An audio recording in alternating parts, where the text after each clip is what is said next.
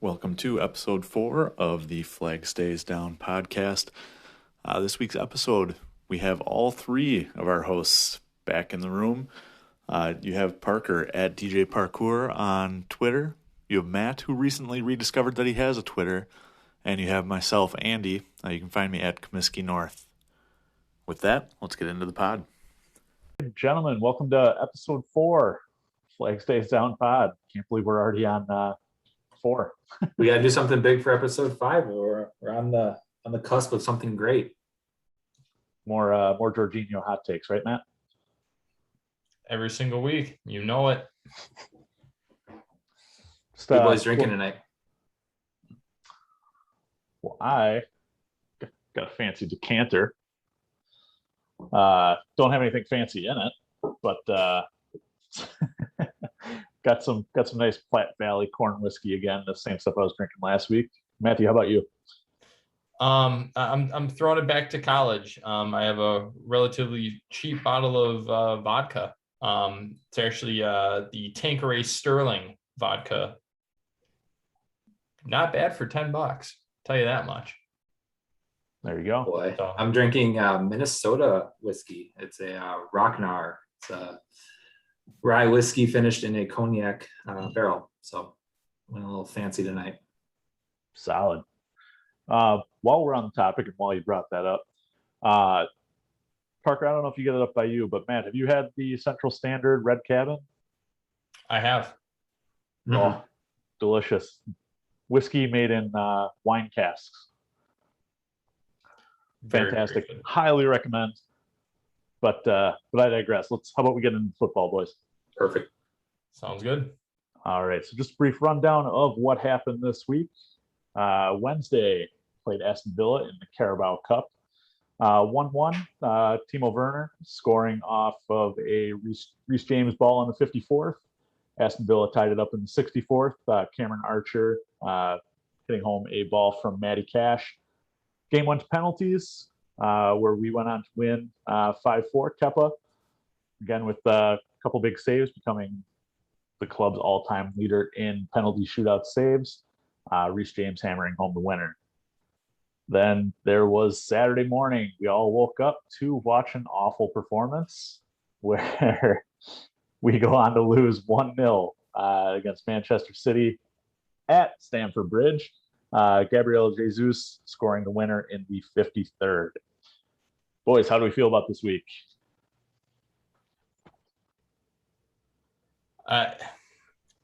Honestly, I'm not too surprised. One of the things that, Collins, that you and I talked about kind of as we were watching the game, Chelsea had the Villa game earlier in the week. And I think City was playing Wycombe Wanderers. So they were able to basically throw out, the kids that still have spots. They were able to throw them out there and just let them go. They ended up winning, I believe, 6-1. So yep. You have a very tired Chelsea team. Obviously with Champions League, their opening schedule has been very tough, all good competition. Villa is not a team to take lightly, as many of the top 6 teams have come to find out quickly, especially Chelsea, having played them the week prior and then again in the Carabao Cup. I think City got lucky with their draw, and I think that helped them have more fresh legs going up against a very tired and kind of deflated Chelsea team altogether. One thing, Matt, too, to add is they had an extra day of rest. I believe City played on Tuesday and Chelsea played on Wednesday, so that's another kind of a point in there. It might be the weird hot take of the day. I cheer for the Carabao Cup. I want to win it. I know not a lot of fans care about it very much, and they don't give two shits about it. I'm here to win everything. I want to win a lot of trophies. Obviously not at the expense of winning the Champions League or the league, I don't think we need to put out our best squads, but we've got a deep team this year. And I think we can compete, will compete, and should strive to compete for multiple trophies this year. So I was thrilled when they won the Carabao Cup match against Villa. Villa's a good team, as you said, Matt. They're no slouch, and I was super pumped to see them come out, get some guys some minutes that haven't played a ton this year so far, and get a good win. Yeah, I'm certainly, I will certainly cheer for Chelsea in the Carabao Cup. But what I like to see out of it is, like you said, some of the guys who don't normally get consistent minutes. Seeing some of the youth guys, I would have loved to see Xavier and Mbuyamba, who's supposed to be the next Virgil van Dijk. I like seeing Ross the Boss get an appearance. Malang Sarr, since his transfer to the club last summer, we hadn't seen him once. So it was nice to see exactly what we're getting there, still raw, kind of unfinished. And I also thought it was a great springboard for Trevor Chalobah. I thought he had a fantastic performance. And Timo Werner, with two strikers where Big Rom is going to have the majority of the minutes week in and week out. This is a kind of competition that Timo Werner needs to step up in.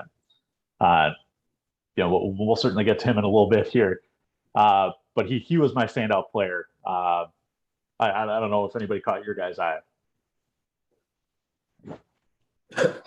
Not my eye, because I didn't get a chance to actually watch it, but I listened to the Fifth Stand pod, or the Fifth Stand live call of the game, and it seemed like Ruben Loftus-Cheek was a name that they said pretty consistently. And I love those guys that call the game, and they do call the game with a lot of emotion. And when someone does something that impresses them, they are very quick to let them know. And when they do something that disappoints them, they're very emotional people. And so I heard a lot of, wow, that was brilliant. What a turn, what a move, what a step. And look at how he does this and does this. I really liked the emotion I heard from them. And Loftus-Cheek was a name I heard consistently. So he was probably my standout player from just what I heard. Yeah, I would say, unfortunately, I didn't get a chance to watch the match. I was just kind of keeping up to date with our group chat that we have going on. But I think my two big takeaways are Timo finally getting on the score sheet. Like, for the season that he had last year, that's a huge deal. I don't care who we're playing, anything, a goal like that in a competition, and then you add on the fact that it's against a Premier League team in Villa, who did a pretty good number on Chelsea in that first half of last week. Like, a good team, and the fact that he's able to go and score, I believe, was a header too, of all things, which you would not expect that primarily from Timo. It's good for his confidence. I think it's very beneficial for Chelsea moving forward, as we essentially do have two kind of out and out strikers.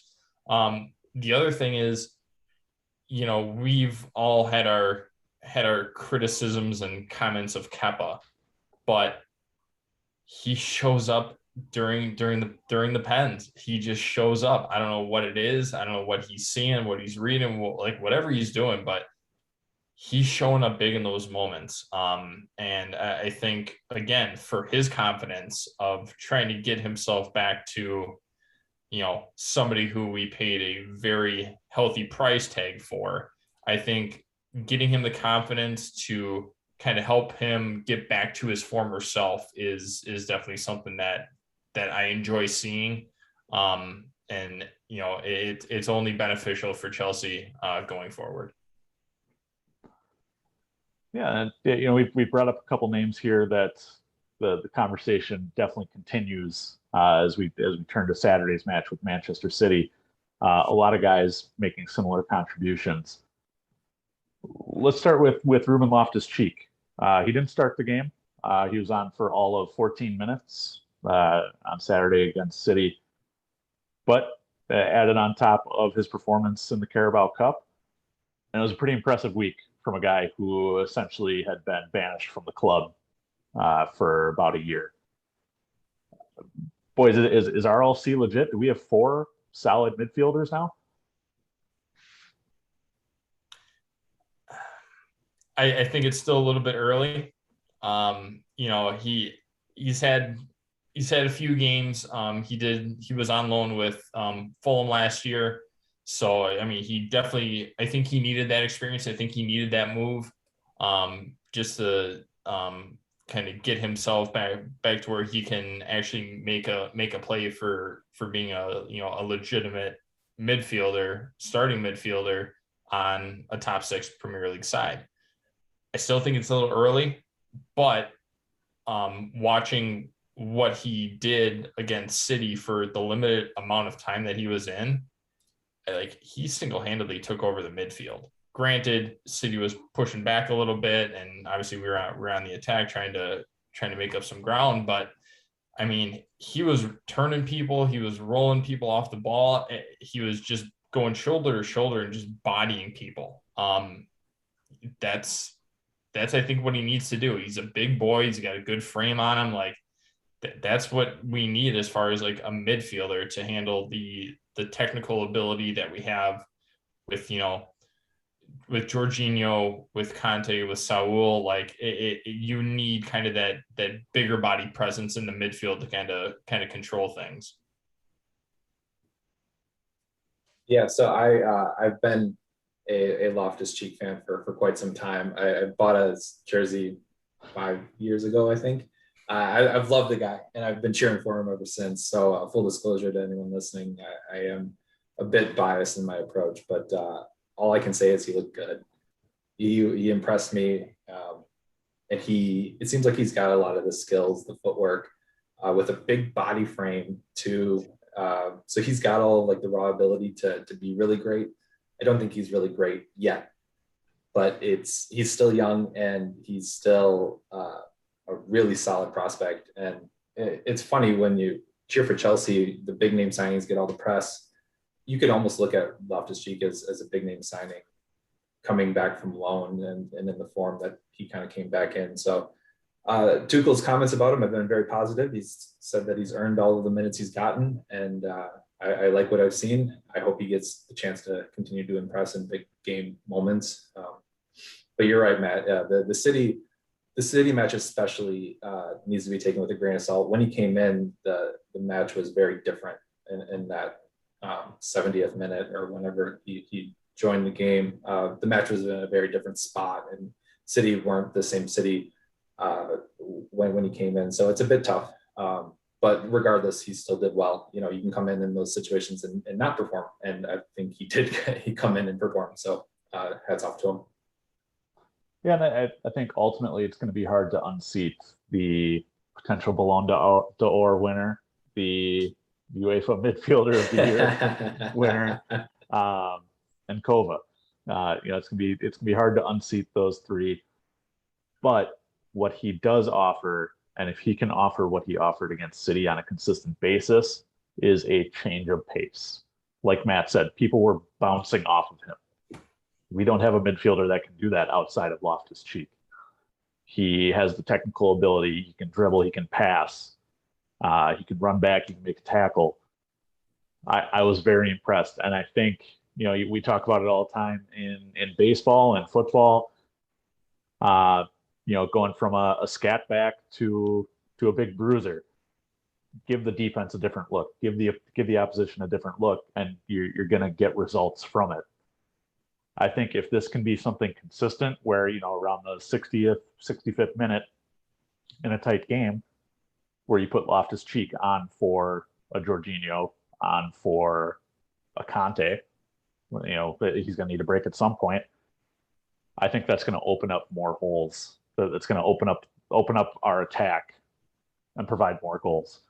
So I'm not sold on it being 100% legit at this point, but for this season alone, he's an excellent option off the bench. Couldn't agree more. And speaking of excellent options off the bench, and someone that I made the hot take on last week, Timo Werner. I feel like, looking at whoscored.com, maybe I was watching a different game. Timo Werner against Manchester City Let me pull that back up here. His player rating. Oh, I'm sorry, that's Kai Havertz. Timo Werner, 5.93. I was impressed with Timo Werner. Boys, what did you see? I'll bring it back to you, Collins. What impressed you? What impressed you about his game in that match? What the runs that he made. Lukaku is great, but it's just like with the U.S. national team where we had Josie Altidore up top and nothing else around him. When at least in the last couple of weeks when we've been playing with Big Rom up top, it's everything goes to him and there's no movement around the ball, no outlet, no overlapping runs, nothing like that. Timo, with his pace, provided overlapping runs. There were a couple times where he probably could have pulled the trigger and shot the ball, but he was probably, in my opinion, our most dangerous threat in those first 60 minutes. You could see his legs grow tired as the match went on, but if we needed an outlet down the field, Timo was always making that run. I thought he opened up our offense in a brand new direction, and if the midfield could have held the ball a little better, we would have had a goal. So I was impressed. I would have rated him about a 7.2. Yeah, it's kind of what we've alluded to earlier. As Timo kind of gets a little bit more confident, he is going to make a lot of those darting runs. He wasn't as offsides as he normally is. We refer to that as the Murata. He looked more dangerous. I wouldn't say he's anywhere near back to, where he was when we first picked him up and he went on that ridiculous scoring spree, his first, I think, 5 or 6 matches for the club after coming to Chelsea from Leipzig. But, he is a very dynamic player. He's also a very direct player. He's not going to, try and do 19,000 step overs or anything like that. He is going to go straight at you and say, try and catch me, which I think we need because, Mount, when he's available, he can kind of have that. He's a little bit more of a technical player.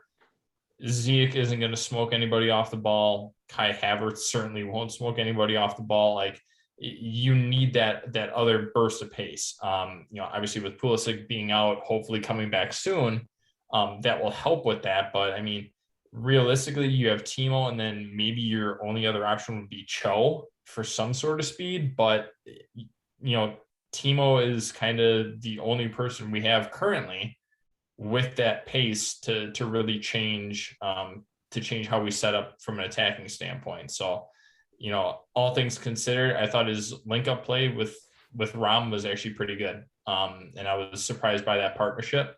But, a couple half chances, some that we should have probably capitalized on. But all in all, I thought it was a good performance from a previously struggling Timo Werner. I thought Timo created our 2 best chances of the first half, especially. I don't know how much you guys want me to get into my sort of game analysis, but I'll keep it fairly quick. It's around Timo. Chelsea's attack. What was I going to say? Shoot, I lost my train of thought.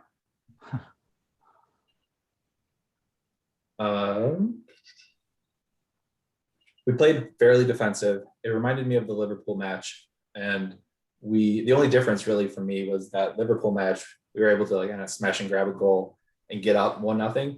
Obviously it changed in the 45th plus when we conceded the penalty, but Timo created 2 pretty legit chances. And I think the game would have really changed had we knocked one of them home. But we didn't. And I think we played a fairly defensive lineup and a game to not lose, not a game necessarily to win from a standpoint or personnel standpoint. And so for those purposes, I'm with you, Collins. I thought he did fairly well. I would have rated him higher than 5.9. I thought that was a fairly weak, and I don't know exactly how Who Scored judges their players and how they technically evaluate them, giving them scores. But I thought he was positive, and I think the link-up play with Rom is going to come over time, and it's a work in progress. It's the first match that they've started like this, so against City, of course, too, which they're definitely a formidable opponent. So those are kind of my takes. And we've talked a little bit about the pace of Timo, how he's going to play directly at you. Tuchel tried to bring that on with Kai Havertz in the second half. To me, Kai looked lazy. He was walking around the pitch a lot. He'd been talking a lot in midweek about how he doesn't want the Champions League goal to define him, how he's done with it. He's on with this season. He wants to score more goals. I didn't see much motivation out of him on Saturday. I saw him walking around. I saw him not attacking the keeper. I saw him not closing down and press. I think we need Christian Pulisic back. But again, that's just my opinion. I don't disagree. I thought the game needed Christian. I wish that he would have been able to come on. I thought we just needed a little bit more of the creative and more pace on the side.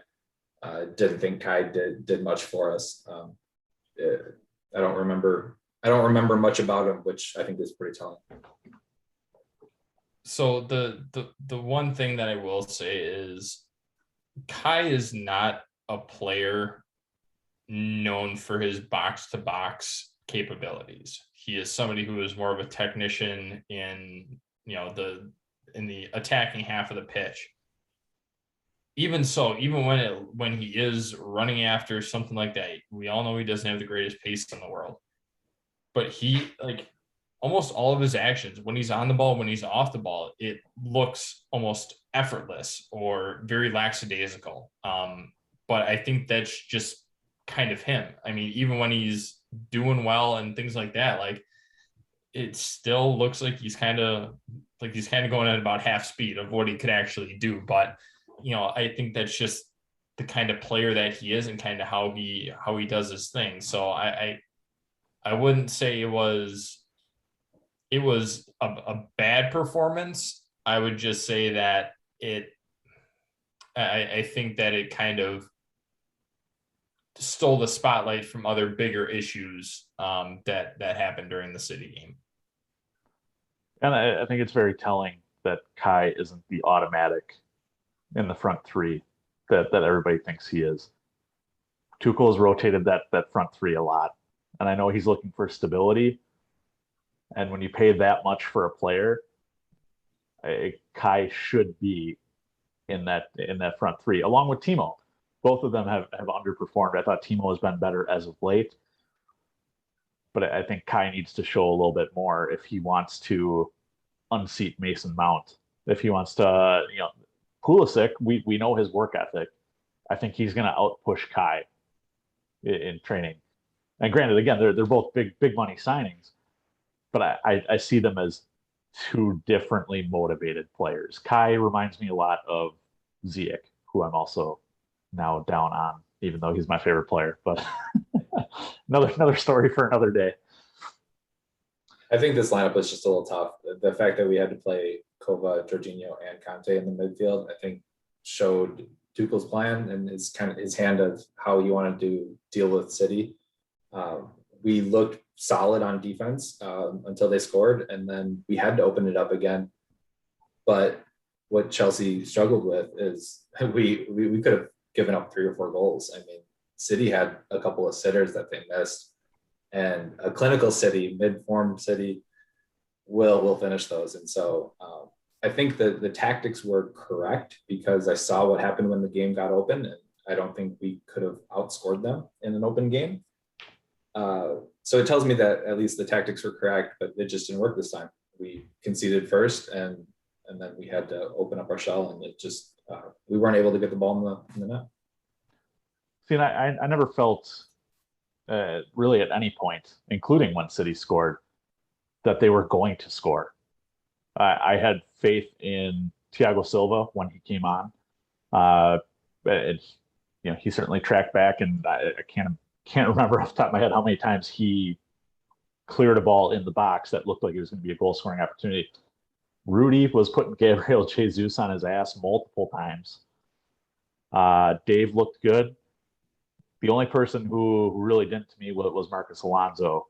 But I think that has more to do with he doesn't have the pace that to keep up with Gabriel Jesus. But I do want to keep it on Rudy. Shouldn't have mentioned Marcus Alonso, but we'll keep it on Rudy. This week reports came out that Real Madrid is prepared to make him the highest paid defender ever, £400,000 a week on a free transfer. Word had been prior to that Rudy and his representatives were close with Chelsea, that we were the only club he was speaking with, and it sounded like Roman was ready to pay him double his wages, which I believe comes out to about 180, 190. Boys, are you willing to pay Rudy $400,000 a week? I mean, yeah. Get him. So I'm very torn on this. We all love Rudy, especially striker Rudy. There's no greater player than striker Rudy. There's just not. The thing that we kind of pointed out as we were talking during the City game, nobody wants to go up against him. Not a single person within their right mind wants to go up against him. We alluded to this too. KDB, I'm pretty sure that he was still concussed from the Champions League final. He was on the complete opposite side of the pitch from Rudy. Anytime he got close, he backed off. He wanted no part of him. Gabriel Jesus, he tried. He was not going to win that battle. And the thing is, a lot of their offense came from the left side with Grealish. They went at Dave, which rightfully so. He's not a spring chicken anymore, but they were really trying to keep it away from Rudy so for that reason, I think you have to pay him. However, that is an astronomical price tag for somebody who is going to be essentially in their early 30s by the time that a potential 4-year deal would be done.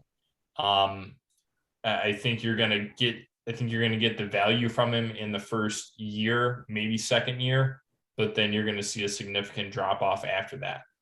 I hope that he doesn't go to Bayern. I still really don't think they're a Champions League caliber team right now. I really just don't. I think in recent years, we've kind of seen them slip kind of the same way that Barcelona did, back when it was Iniesta, Xavi, when you had that crew, they kind of dropped off for a little bit, and then they came back, obviously, with MSN up top. That definitely worked for them. But if he does go to somebody like Bayern, I think it's strictly money based at that point, which then perceptions might get changed about kind of where I'm at with Rudy. I want to pay him. I don't think we can afford to pay him. Well, afford's a funny word when your club is run by a Russian oligarch worth billions. If he does get a real deal for $400K a week, I think he has to take it. I don't think any of us would pass down quadrupling your salary. It looks like he's making 5.2 mil a year right now. So that's $100K a week. It's quadrupling your salary. I mean, any of us would move companies for a similar offer. So I wouldn't blame him if he wanted to move for the money. He's 28. It's probably his last big contract. If you can seal a 4-year deal or a 5-year deal at 28, you have to. We all saw what happened with Willian. Chelsea wasn't prepared to offer him 3 years. We were prepared to offer him 2, and Arsenal was prepared to offer him 3. And you see what happens, that just because past performance doesn't necessarily dictate future success. And that's how you have to evaluate players when they get up in age.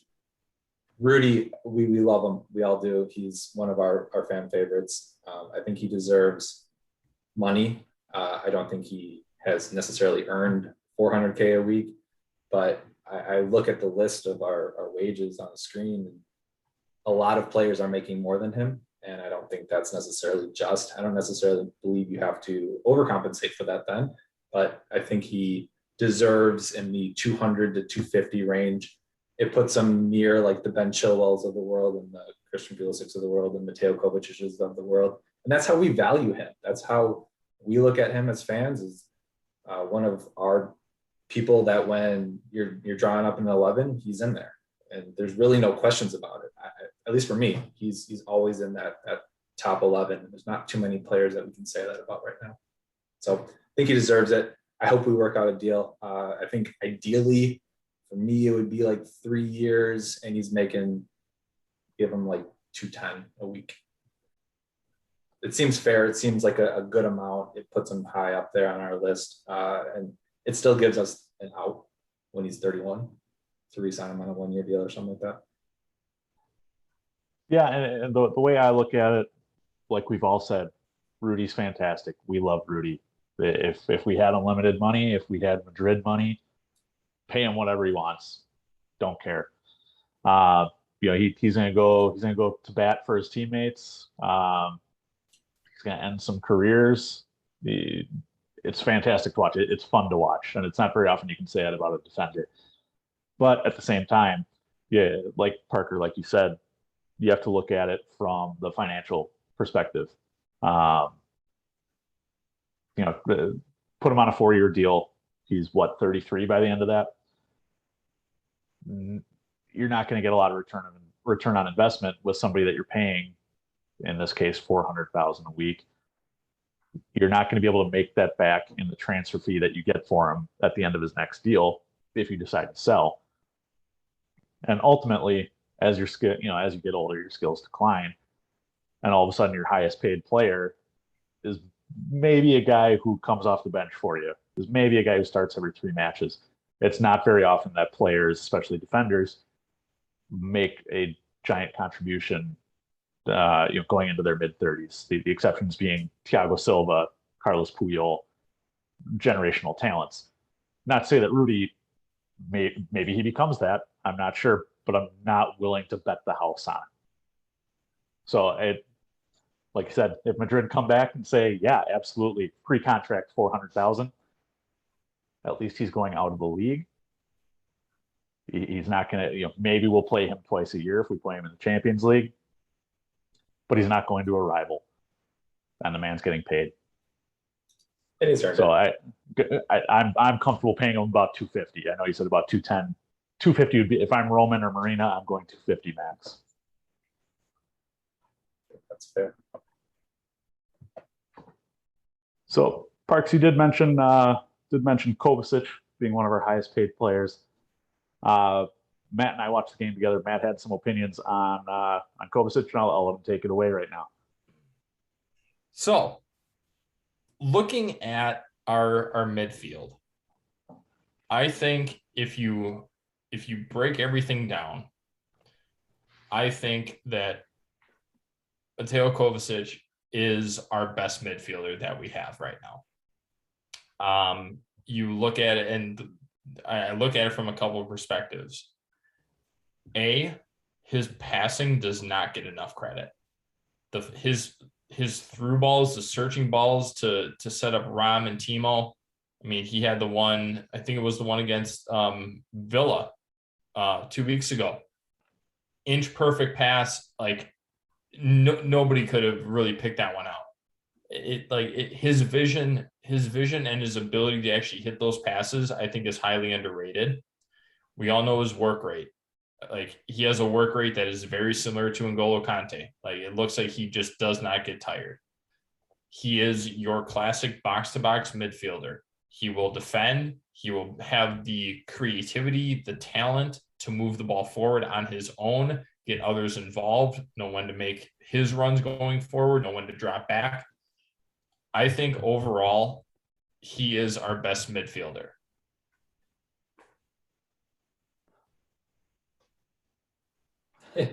Collins and I both pointed at each other to see who wanted to take this next. Gosh. Go ahead, Park. Yeah, I love him. I don't know if he's earned it yet. I don't know because I love Conte.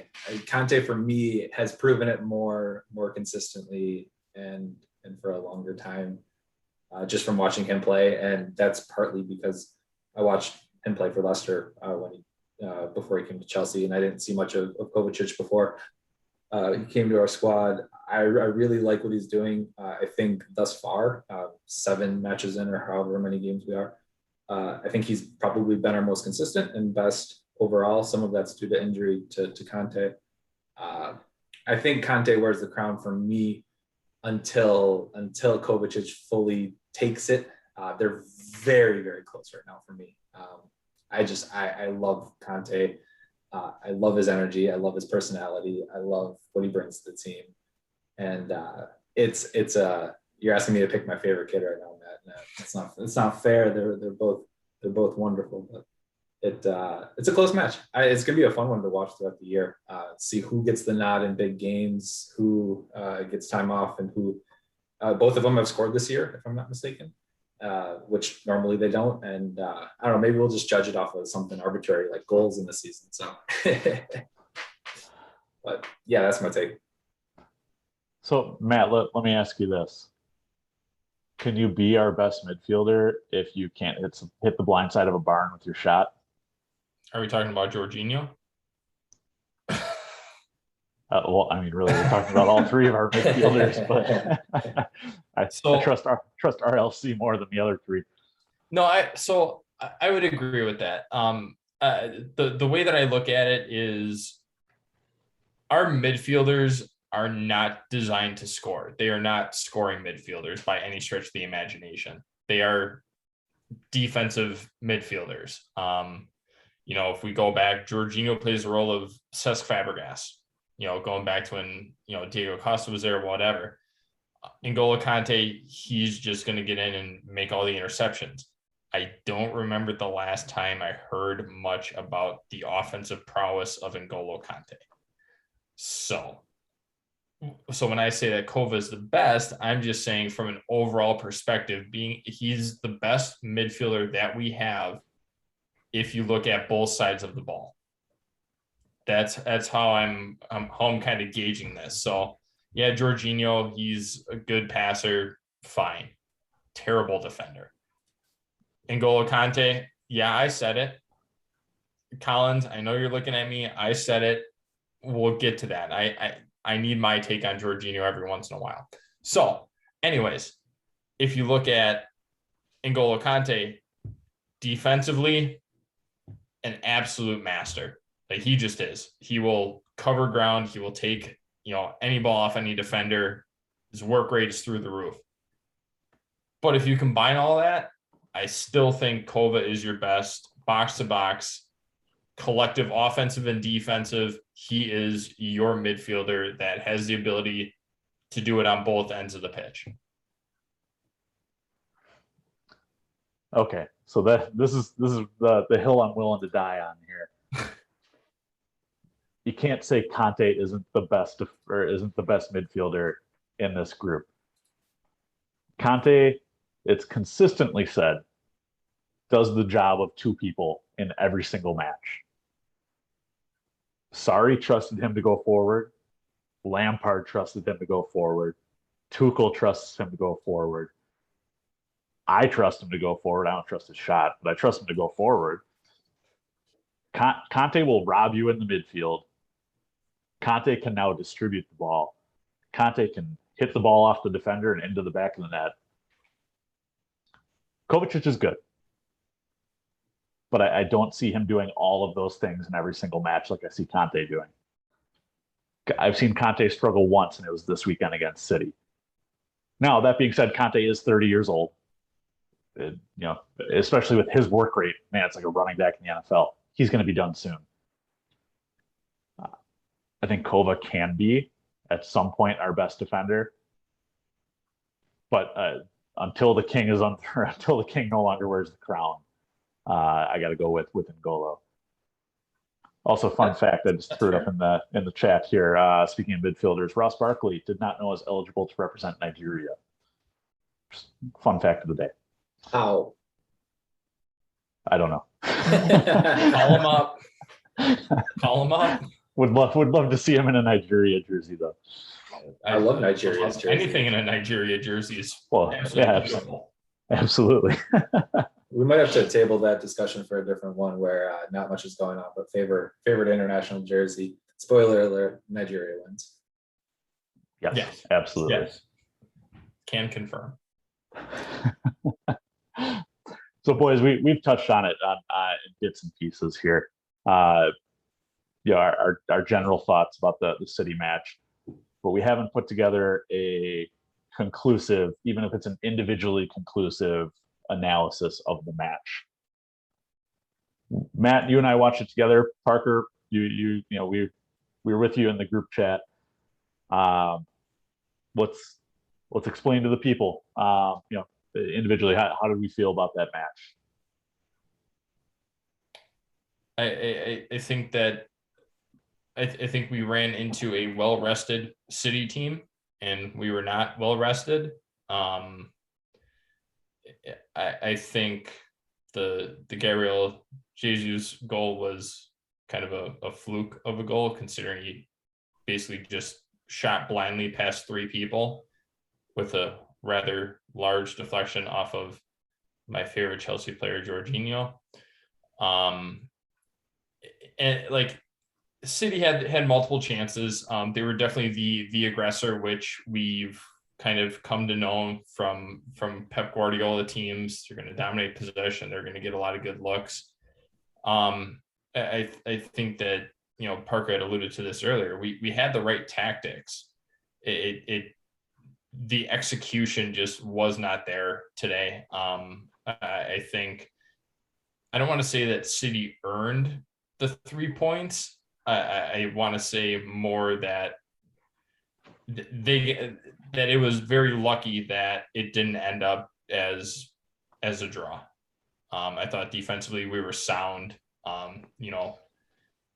37 years young, Thiago Silva still putting in shifts, putting in work on that back line. That combination of him and Rudiger, that's frightening for anybody on the offensive side of the ball. But yeah, I think it was a good fought match under the circumstances, and I don't see this as a big letdown going into future matches.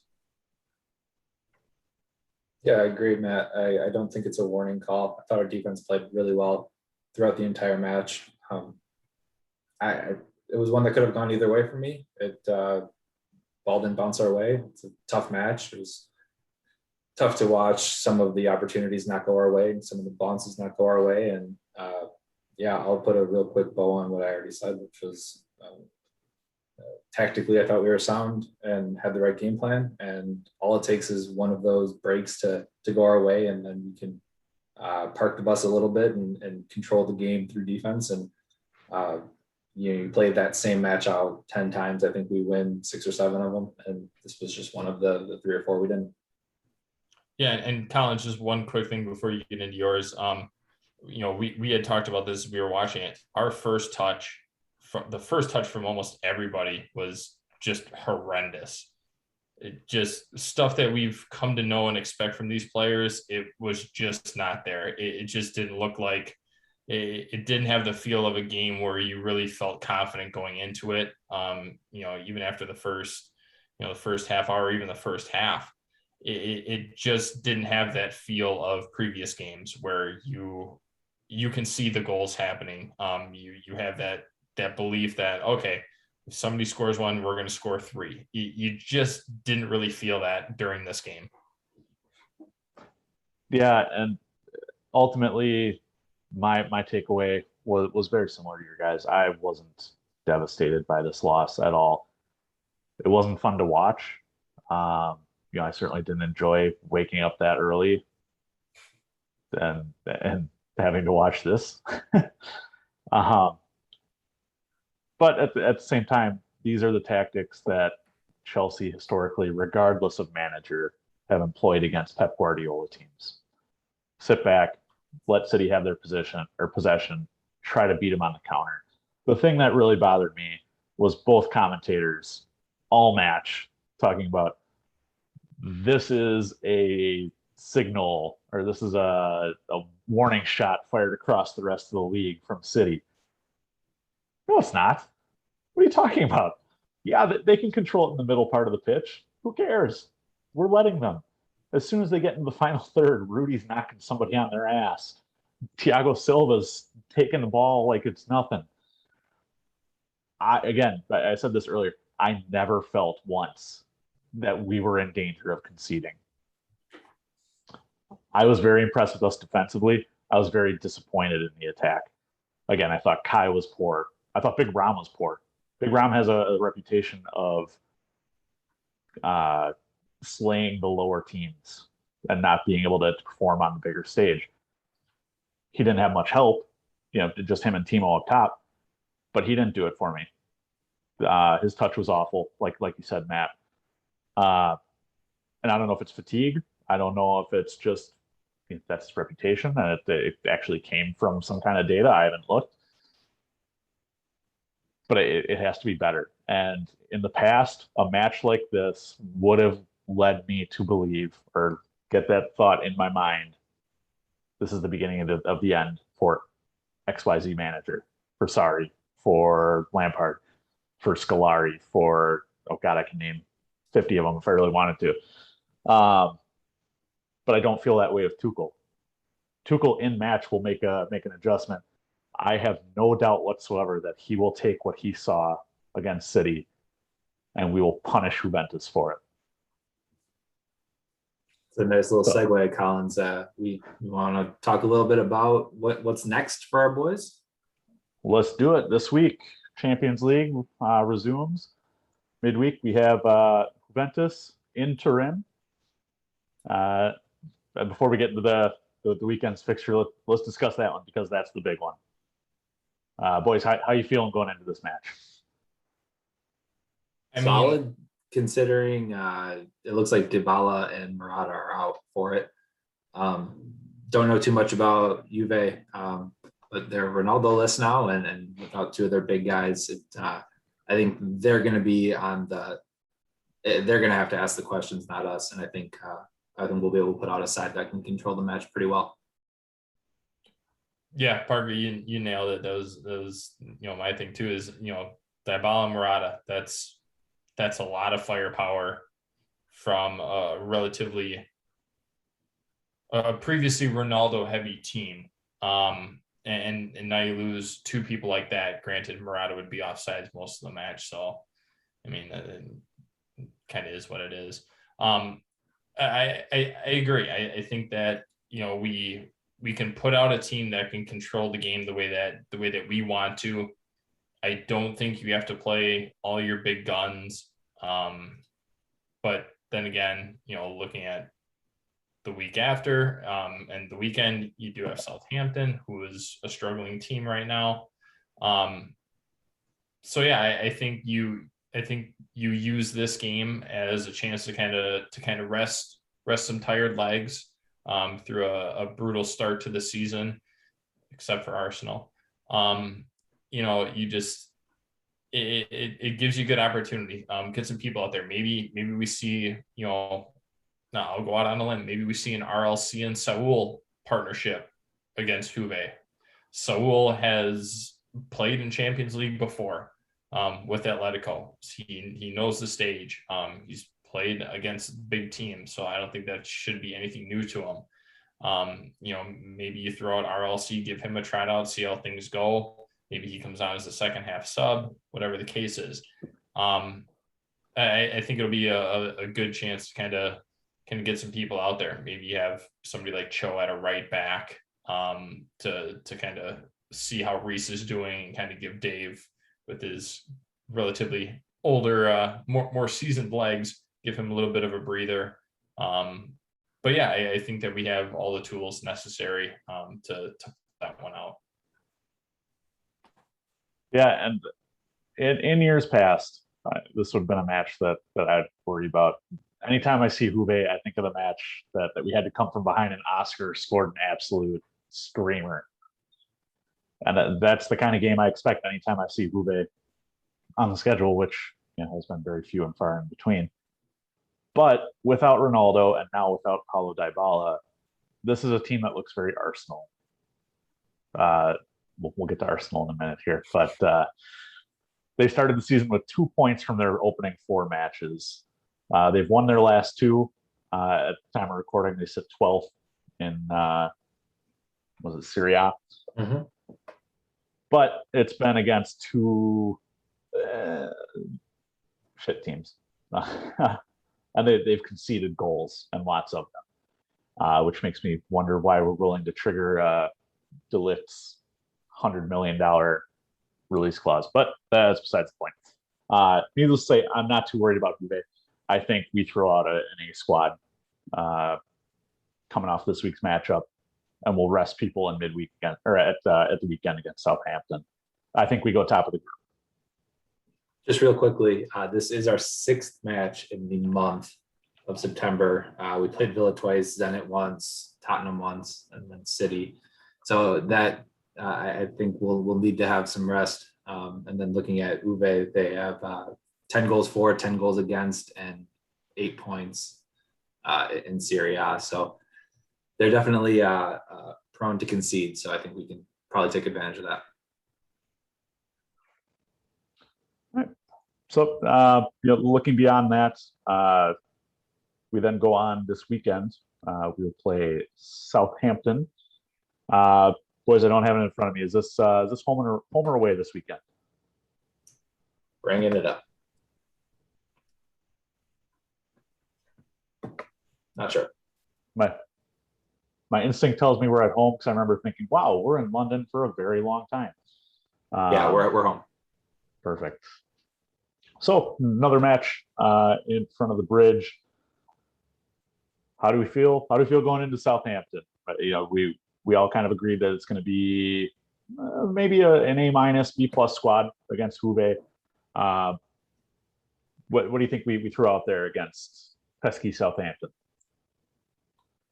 So I was actually watching the Southampton and Wolverhampton game this morning. Southampton, now that they don't have Vestergaard, the fact that he went to Leicester, they look rough on the back line, like very out of sorts. Our former beloved Chelsea man, Oriol Romeu, he did not look like himself from even 2-3 years ago.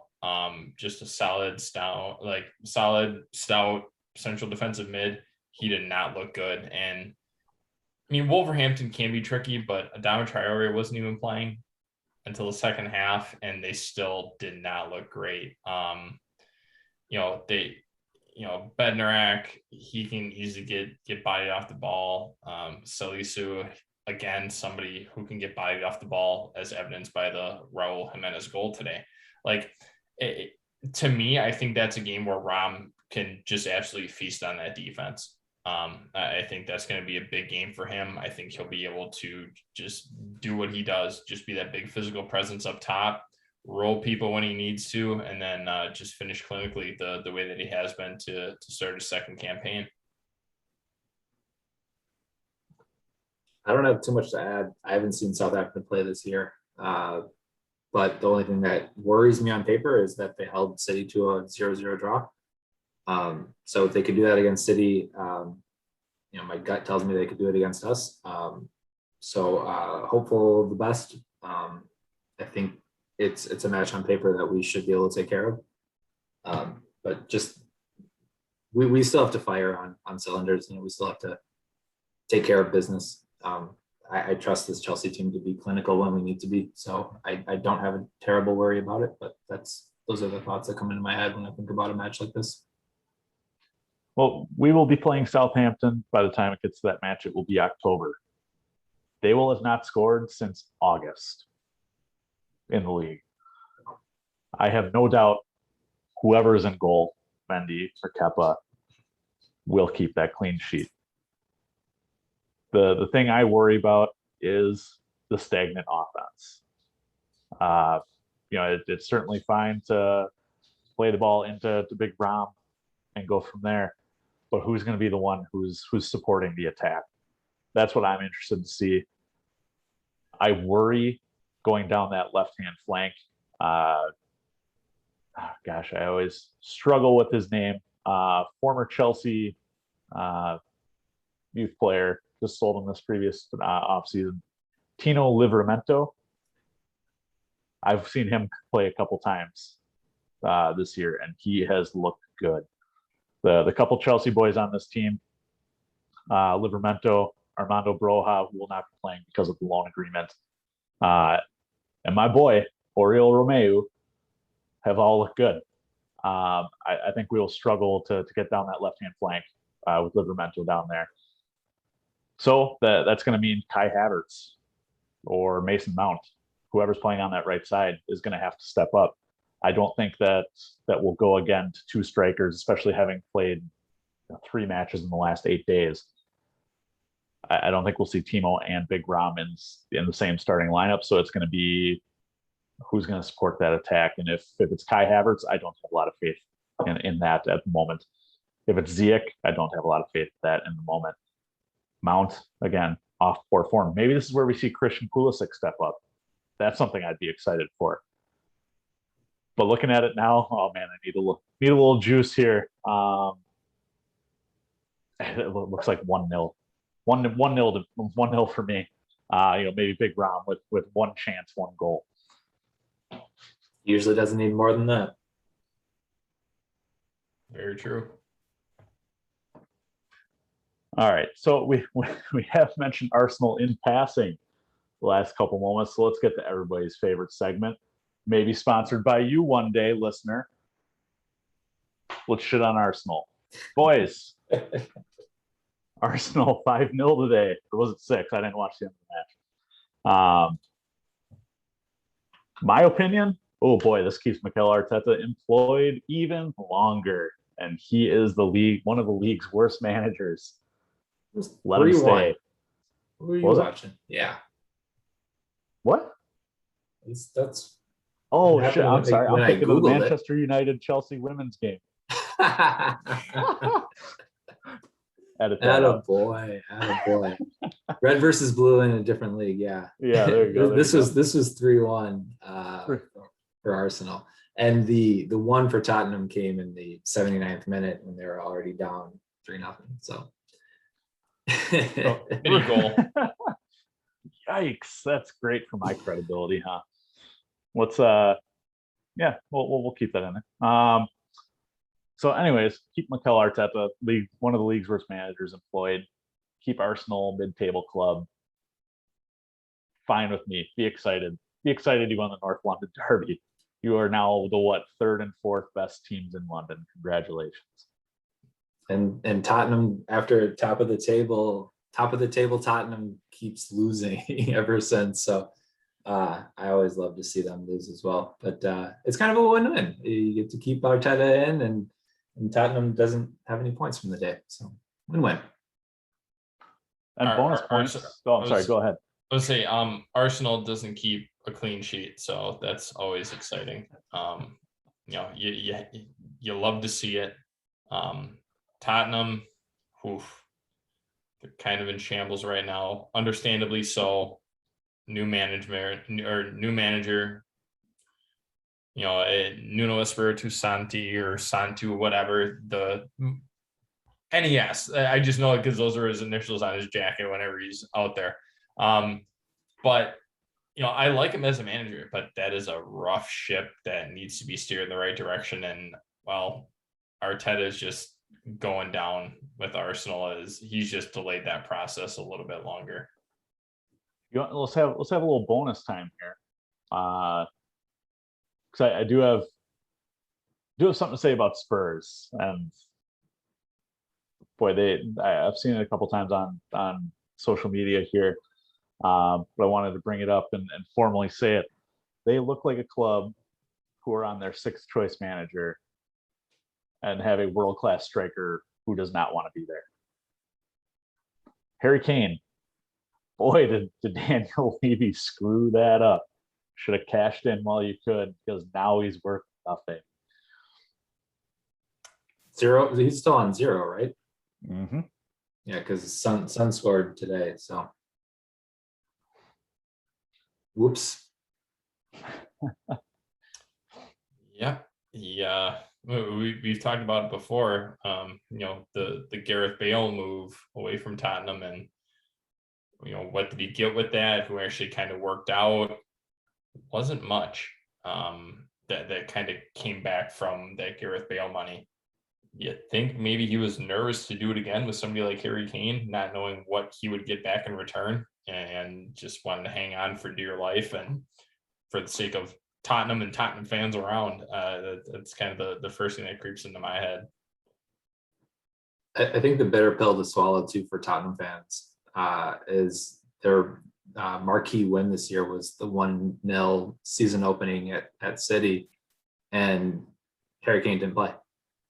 So you got to see the team without Kane for a glimpse of it, and you didn't even get to buy anybody with Harry Kane money. It was just no Harry Kane, and Sun scores. They win in 1-0 game, and so now that he's back, it almost feels like he's causing more problems than he's solving. So it'll be interesting to see what happens with him through the rest of the season. But Tottenham does not look like a solid team right now. Yeah, definitely. Those two teams, third and fourth best teams in London. I would consider West Ham a better team at this point. All right, well, boys, I think we're pushing up against time here. Why don't you give me one hot take going into the week? Oof. RLC starts against Juve. And my hot take, I don't necessarily know if I believe in it, but my hot take will be that Big Rom doesn't start against Southampton. That he might get a much deserved break, and I would really like to see Chelsea find a way to win without him, to prove that we can, because I think we've got the personnel to field some different looks in different teams. I think keeping him rested is going to be important as well. My hot take for the week: Pulisic is back, scores 2 goals on the week. I would love to see that. Ooh. Captain America. Love it. All right. Well, Joanna, boys, that wraps up episode 4 for us. As always, we are on all social media, or at least the ones that matter, social media platforms. Twitter, Instagram, and Facebook. All 3 are at Flag Down Pod. You can find this pod on just about anywhere where you listen to podcasts. Just search The Flag Stays Down. We are, as I said last week, now on Apple Podcasts, so I get to say my favorite things here. Please subscribe, rate, and review. It helps us more than you know. Other than that, boys, it's been a pleasure, and we'll talk again next week. Cheers, gentlemen. Sounds good. Cheers, boys. Cheers. Later.